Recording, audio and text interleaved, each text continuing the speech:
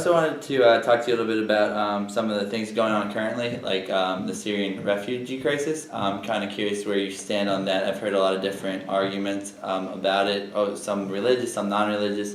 Where do you stand on that?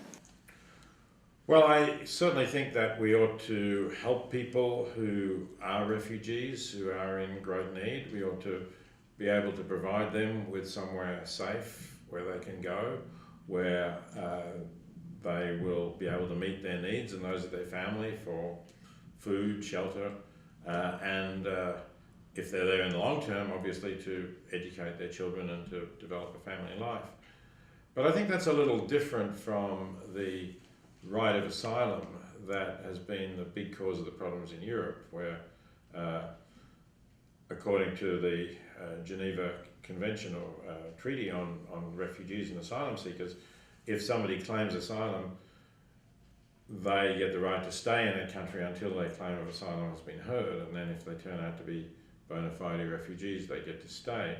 And I think the problem is that if you have a really large number of people all going to one place, this can put a strain on that country's resources and possibly lead to some kind of political backlash as well. And we're seeing this in Europe with a resurgence of extreme right-wing nationalist politics there.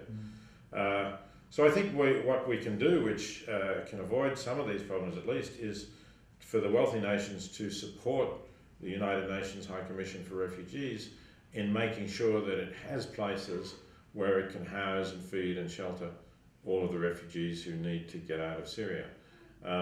But that doesn't mean that they automatically get to stay in whatever country they can reach. Because after all, there are already millions of refugees in refugee camps, and they have just as much a claim to be resettled as anyone else. So I'd like to see the more affluent nations taking more refugees, but not necessarily taking those who are able to get to their countries.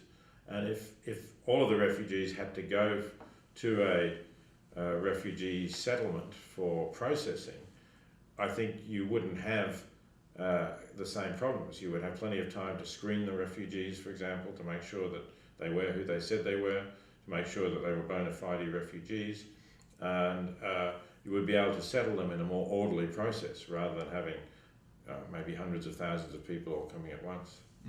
Do you, and some of these governors, I believe 33 of them, have been reluctant to take a lot of these refugees. Do you think that is morally ethical, or is that, or how do you feel about that?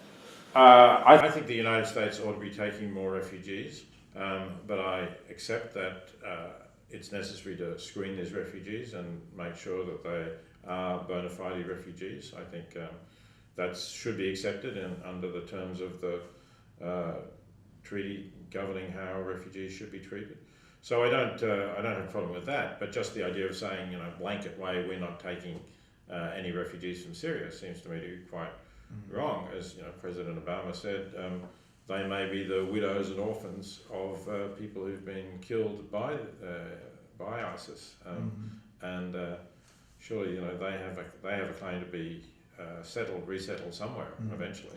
I guess the counter argument to that is some of the paranoia or hysteria that is going on in the wake of some of these recent events. Yeah, but that's really political grandstanding, I think, to just say because of that we're not taking any refugees, we're seems to me to be wrong. I think, as I say, we ought to be taking refugees, but we don't have to particularly take the people who get here. We should be looking at the refugees in the UN refugee camps at the moment and taking some of them. They may or may not be Syrians, and if they are Syrians, they may or may not be people who can establish who they are, that they are bona fide refugees, that they pose no security threat. And if they can show that, then I can't see why we shouldn't take them.